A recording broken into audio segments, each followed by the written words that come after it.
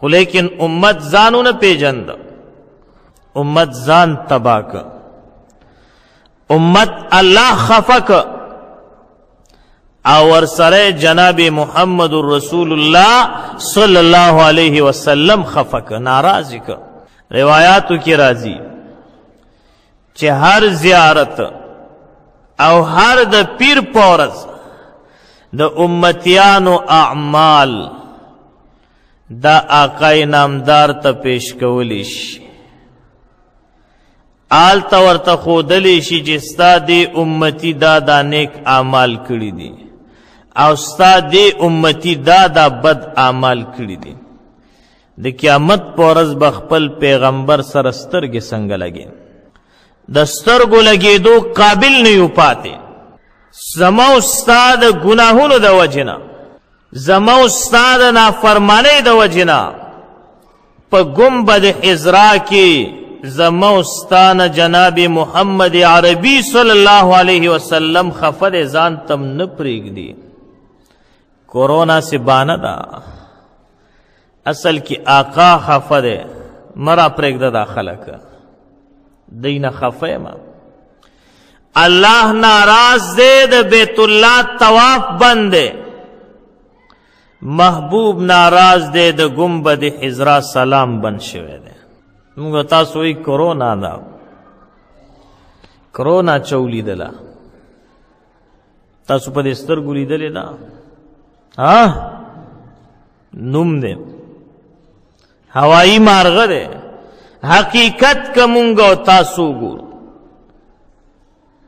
حقیقت دا دی چې مونږ او تاسو نه لا اله الا الله محمد رسول الله بس دا خفه دي، دا الله عبادت نکو، دا محمد عربي اطاعت نکو، دوارم خفه کړي دي. نو دا ځکه خورز نه وینو، دا ځکه د بنی اسرائیلو پشان روزانه نوې عذاب راځي. سهار چې را پاسې زبردست عذاب، पेट्रोल 147 रुपए عذاب दे कर न दे न दे ताजो को जवाब न रखा हो या عذاب दे कर चीनी 150 रुपए عذاب दे कर न दे عذاب दे په خبره الله پاک د رحمت د الفت د محبت د برکت د اطمینان د چین او د سکون دروازې په موتا بند کړلې. ناراض دی کنه مشرانو بوي په خوا او سم ویا یو کس بغټلا او سلو بسټلا سلی ګټي اوس یې نشي سټل. یو رور چې په کور کې بیروزګار وي کور له پریشانی ده کنه ده نورونه ور سره مدد کوي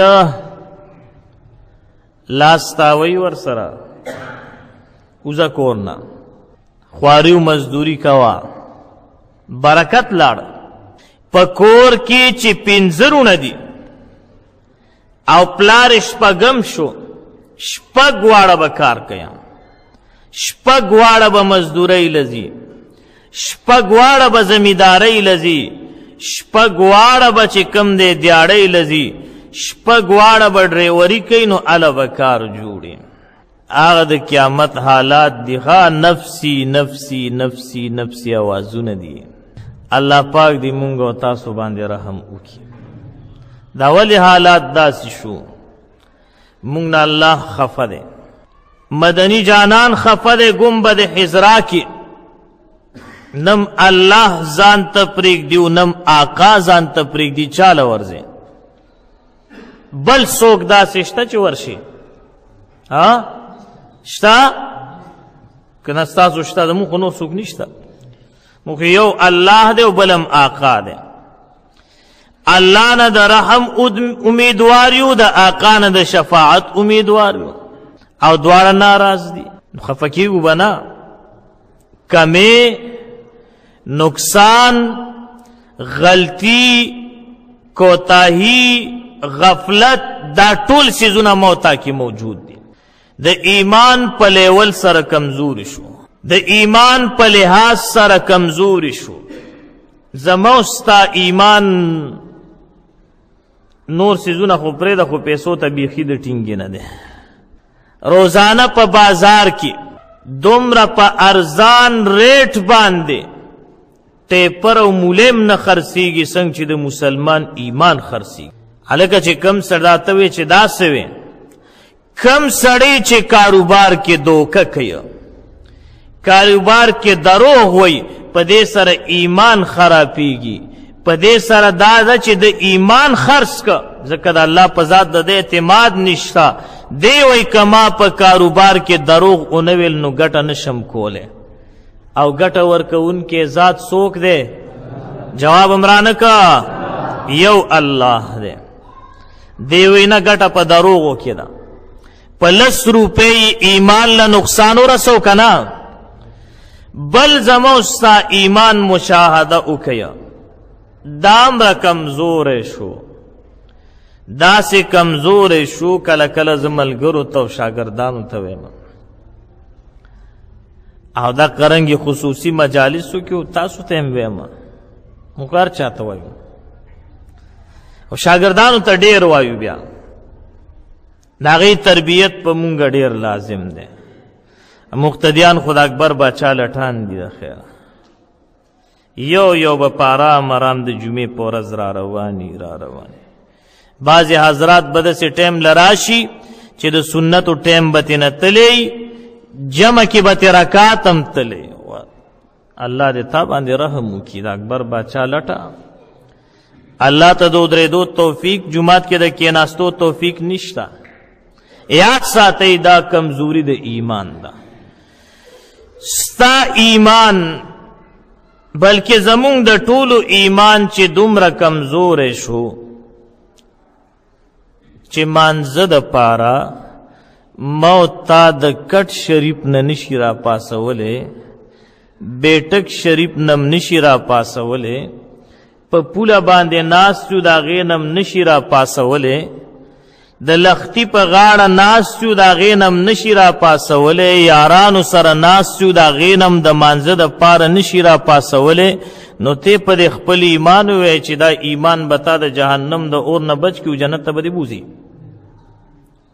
کلم سوچ کړی ورباندې تا چې ایمان کې قوت نشته، دومره دې کمزوری که چې تا مسجد ته نشي راوستی، نو جنت ته به دې بوځي. سا مه خوځوئ، جواب راکړئ. جنت ته دې بوځي؟ بیا هلکه جنت ته به بېایمانه ځي که ایماندار به ځي؟ ایماندار. نو کله دې سوچ کړی چې ایماندار یم او که بېایمانه یم؟ خفه کېږو به نه؟ که نه خفه کېږئ؟ خو اصلاحي مجلس دی، نور کله تاسو نه راځي، اوس به چا نیمه خبره اورېدلي، چا به نه اورېدلي. خو یاد ساتئ روکیا، خفه نه شئ. مونږ او تاسو د ایمان په اعتبار ډېر کمزوري شو، د اعمالو په اعتبار سره خو بالکل زیرو طرف ته روان یو، زیرو طرف ته، بلکې د زیرو نه ورښکته کېږو. اعمالو کې کمزوري اله راځي چې ایمان کمزوري شي. نو اعمال کمزوري، منځ کې کمزوري، روژه کې کمزوري، نوافل خو شکر دی ټکې هم نشته، د قرآن تلاوت کې کمزوري، بعضې خو بالکل نه ویه. ډېر خلک مخه پکېږي، ما ته معلومه دي. زه دلته جمعې مانځله کم سن نه راځم، 2015 نه، اوس 2021 دی. یاره داسې ملګري به درته زه وښیم چې هغه 2015 نه راواخله تر دې 2021 پورې ما له پته ده چې چرته م د الله د رضا دپاره قرآن راوانخېسته. والله چې ویم خیم درته نه دی راخیستی. نو ته چې مړ شي تا سره به کټ کې کیدي او تا به الله وبخي، په ایمان یې ووې. یا چاله قسم ورکړي او د ګیټ په چوکاټ باندې کیدي چې دې لاندې وځه، دې دپاره دی. ناوې چې واده شي هغې له یې ورکړي، دې دپاره دی.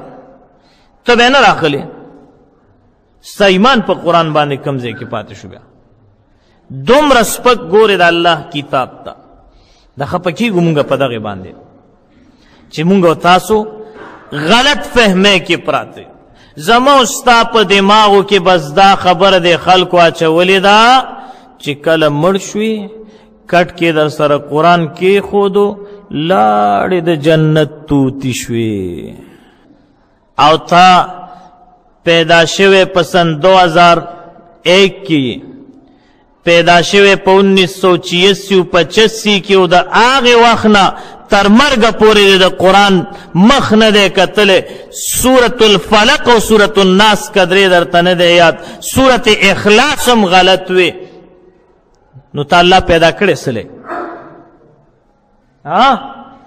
لوبو ټوکو پیدا کړی الله فرمای دا ګمان مه کوه چې ته ما عبس پیدا کړی الله وی ما خپل عبادت له پیدا کړی ولکه د قرآن تلاوت عبادت دی که نه دی څوک چې وی دی نو هغه اوچت اواز سره وایي کله چا پکې شکي بلکل یې مه وایي د قرآن تلاوت عبادت دی که نه دی په ایمان وی دی عبادت ته زمونږ توجه شته زه خو ستاسو دپاره ایمان نشم خرابولی دې پیغمبري منبر باندې خو تاسو ته زه دروغ نشم ویلی ما خو صفا ووی چې داسې خلک به زه وښیمه ما ته معلومه دي ابي لګر مولوي صاحب به خبره کوله چې درو کسانو نه ځان نه پټېږي یو پکې مولا دی نو ته به ما نه څنګه ځان پټ کړې زه ستا پوندې پېژنم یاد ساته زه به وښیمه خو ډېره بده خبره ده که هسې دې مسجد کې اوس ما یو کس پاسو هلکه د شرم خبره ده که نه ده تاسو په شرم نه پوهېږئ دا که نه ده نو که دغه کس الله پاک د قیامت په ورځ د آدم علیه السلام نه واله تر آخري انسانه پورې چې څومره خلک دي د هغوی منځ کې ودرئ چې د قرآن پرېښی نو بیا د شرم خبره به وي که نه به وي هلکه ته به خپل آقا ته مخامخ شي ته به ابوبکر صدیق ته مخامخ شي بیا عمر فاروق ته به مخامخ شي عثمان غنی ته به مخامخ شي حضرت علی ته به مخامخ شي حضرت حسن او حضرت حسین او حضرت بلال ته به مخامخ شي یا ته به دا دعا کې چې یا الله ما د نبی علیہ السلام گاونډي کا قرآن سره دې ډزې کړي دي گاونډي کا داسې چاچا یونس پارک دی یا پرده باغ دی یا هغه د کونډو پارک دی چې ورشي پکې وګرځي جنت جنت دی خیرن سړی جنت ته الله پاک نه پریږدي مخه پکې ښه ځان پاکول پکار دی او په څه به پاکېږي رګمال باندې صابون باندې شامپو باندې نه د الله په کتاب باندې په څه باندې